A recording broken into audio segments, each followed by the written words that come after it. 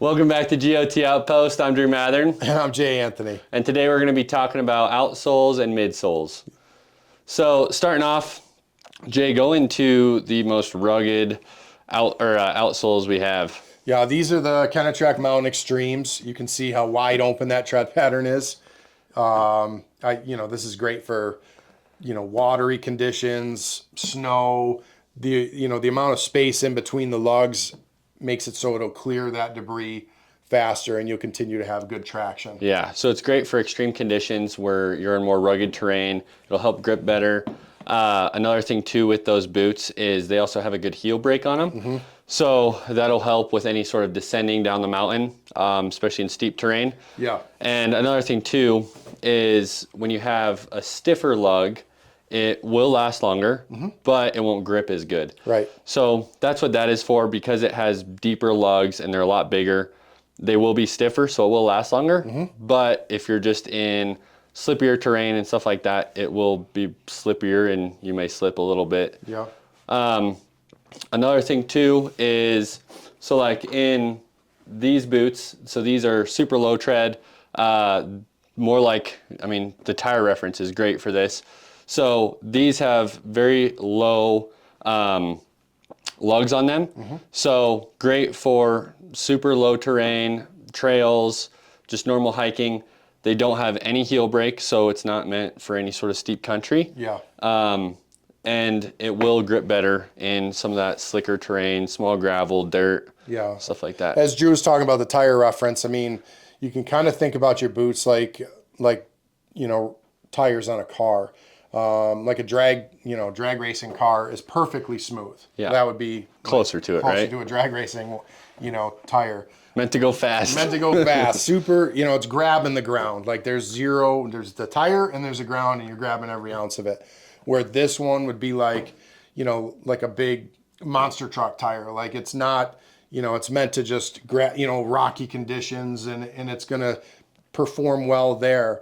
But in certain areas, this is not going to be touching the ground all the time. So you're not, there is a sacrifice there. Yeah. So, and they each shine in different conditions. For sure. And that's one thing that you will notice is when you're comparing different types of boots, the stiffness of the sole will typically align with the outsole. Yes. The reason for that is that stiffness is meant for certain conditions. Same with the outsole. They're meant for those conditions. So like with these are, like we said in the last video, they're a 1 to a 2. So they're gonna have smaller lugs, they're gonna have no heel brake.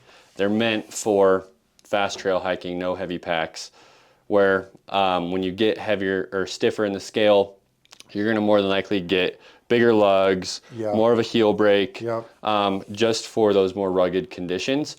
So definitely something to look at.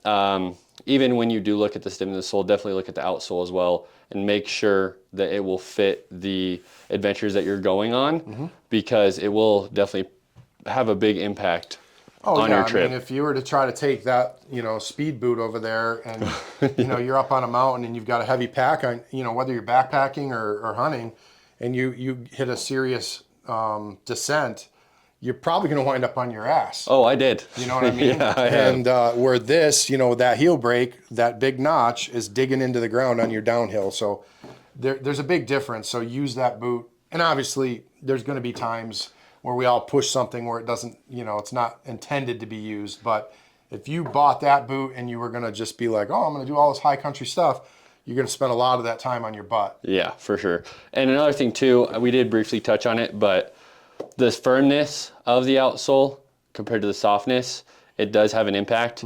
So the firmness, it will last a lot longer. Yeah. But it doesn't grip as well. It is more rigid, so it doesn't have as much grip. Yep. A softer outsole, it will wear out way faster, but it does have good grip. So you just have to weigh those based off the conditions you're going into. Yep. What do you think a good stiff outsole would be best for? Like stiff meaning this stiff? Like just rigid, thick outsoles. You're talking like sheep country, like all rock. Yeah. Just where you can't have any roll to it at all. You could put crampons on it. it's literally just going to be the burliest of burly. Yeah. You know what I mean? If it did get muddy, obviously, or snowy, you're going to, you're going to come into that type of stuff, the snow mainly up high. It's going to clean out better.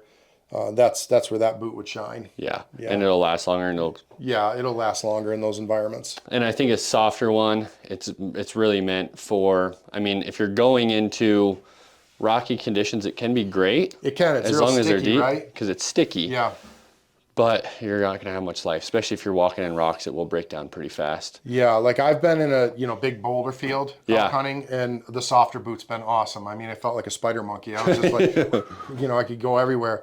But if I was in like more shale, like that stuff you see guys hunting in, mountain goats and sheep country, I would want the stiffest thing I could get with the most protection and the most tread, everything, just so it's just locked in. Yeah.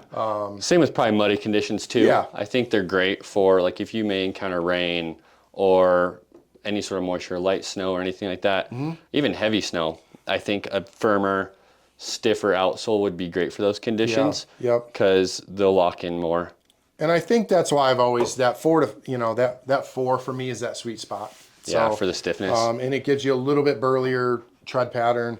And that's just where I've always found myself comfortable. Yeah.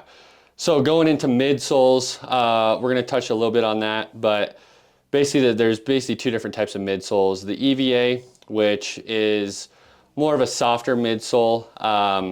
It will add a lot more cushion, so it may be more comfortable, but it does have a shorter lifespan. Typically an EVA midsole lasts around 1 to 2 years.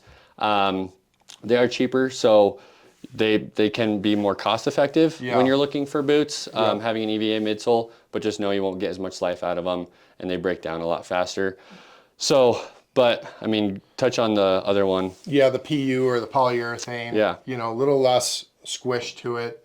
Going to last way longer, 3 to 5 years probably, depending on use, obviously. It'll just last longer. In the end, it's well worth it to have a boot with that insole. Yeah, they're a lot firmer and insole.